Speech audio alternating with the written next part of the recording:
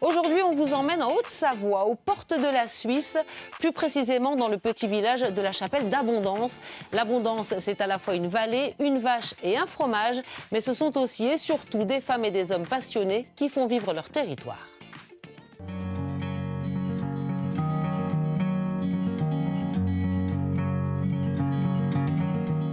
C'est un petit village de 900 âmes, réputé aussi bien pour ses pistes de ski, relié au domaine des Portes du Soleil, que pour son fromage, l'Abondance.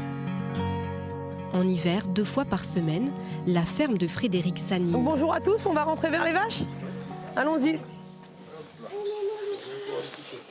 Ici, vous êtes à la ferme de l'Aubourie, c'est une exploitation agricole en bovin-lait.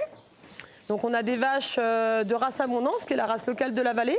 L'agricultrice, installée depuis 3 ans, a à cœur de faire découvrir son métier, son terroir, aux visiteurs de passage. Tout notre lait devient du fromage, seulement une partie transformée directement à la ferme et une partie transformée en coopérative. Moi, finalement, c'est ma vie de tous les jours ici, donc je trouve ça intéressant de partager ça avec les gens et de faire découvrir, parce qu'il y a beaucoup de gens qui malheureusement ne connaissent pas du tout cette vie-là à la campagne. Donc ça, c'est tous les veaux qui sont nés depuis cet automne. Une vraie découverte pour ces 2 familles venues de régions parisiennes. Là, il y aura le fromage d'Abondance. Emblématique de la vallée, l'Abondance est affinée sur place pendant 100 jours. C'est doux en bouche, c'est pas fort, très bon fromage. Je trouve que c'est important de rendre visite aux artisans locaux. Et voilà, ça fait partie des vacances. Un fromage que l'on retrouve à la carte des restaurants du village, comme ici, dans cet établissement tenu par la famille Trinca depuis 5 générations. Il y a Michael à la brasserie, Virginie au restaurant, Sylvie à la réception les cornettes, bonjour, et Jérémy en cuisine. En hiver, il écoule 6 meules d'Abondance chaque semaine pour préparer la spécialité locale, le bertou. C'est vraiment un peu le plat phare de la vallée et les gens ils veulent vraiment tous le goûter pour y connaître, quoi. Le maître mot de la recette, la générosité. Ensuite, on vient mettre 180 g de fromage. Il faut être bien généreux parce qu'en fait, le fromage il va retomber et ça va remplir la coupelle pile poil. On met 3 à 4 centilitres de vin blanc et 1 à 2 centilitres de Porto ou de Madère, en fait, de vin cuit.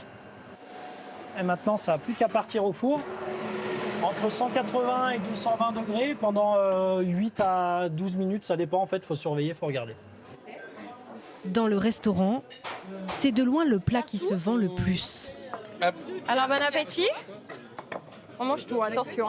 Ça n'a rien à voir avec la raclette, ça n'a rien à voir avec la fondue. On sent que c'est quand même beaucoup plus... il y a beaucoup de texture. Je pense que c'est vraiment fait pour caler un homme quand il fait froid. À travers ce plat-là, on arrive à montrer un peu le travail de tout le monde. Le bon travail des agriculteurs, le bon travail du restaurateur, le bon travail des vignerons. Et je trouve que tout le monde est un peu gagnant. Et à la fin, le client, en fait, il est super content. Il a découvert qu'en fait, en Savoie, on fait des trucs super bien. Protégée par un label de qualité européen, une recette préservée et authentique, à l'image de ce petit coin de la Haute-Savoie. La vallée d'Abondance, où des siècles d'histoire ont façonné un patrimoine unique, tradition préservée, magnifique paysage, gastronomie, nous venons de le voir avec le bertou. Et si à tout cela nous ajoutions un peu de musique, accordéon et chants alpins font en effet partie intégrante de l'identité et de la culture régionale.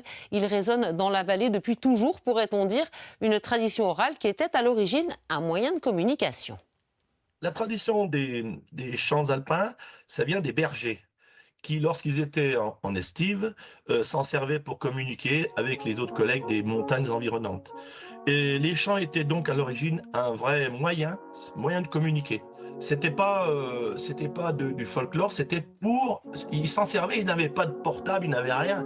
Donc il fallait absolument savoir ce qui se passe dans la montagne à côté, et puis savoir comment les troupeaux allaient et comment ça se passait au village. Et à l'époque, les musiques, elles n'étaient pas écrites, elles étaient ce qu'on appelle, elles se transmettaient d'oreille à oreille. Il n'y avait pas de base, il n'y avait pas de... Voilà. Et les paroles, ça reflétait la vie dans la montagne, et la vie du berger, et avec ces moments festifs, ces moments mélancoliques, mais ça reflétait ça. Le ciel protège